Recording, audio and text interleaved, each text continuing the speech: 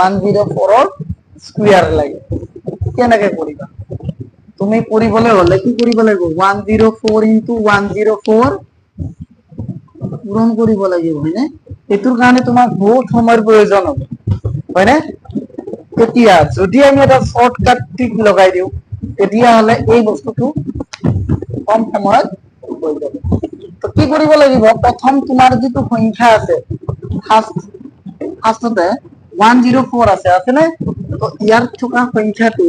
কি কৰিব লাগিব তুমি স্কয়াৰ কৰি ল'ব লাগিব কি কৰিব লাগিব স্কয়াৰ কত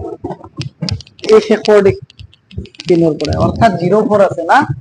তো 04 ৰ স্কয়ার কিমান হ'ব ইয়াতে যদি আমি লিখো 16 হ'ব কিমান হ'ব 16 হ'ব হয়নে তো 4 স্কয়াৰৰ আগত 0 আছে যেহেতু 4 স্কয়াৰ হ'ব তো কিমান হল 16 হল প্ৰথম কথা দে তাৰ পিছত চোৱা এই যেটো সংখ্যা আছে না এই সংখ্যা কিমান আছে 104 আছে এটা ইয়াতে কেইটা কি পাইছিলা কিমান পাইছিলা 4 পাইছিলা প্লাস 4 কৰা কিমান কাল লগত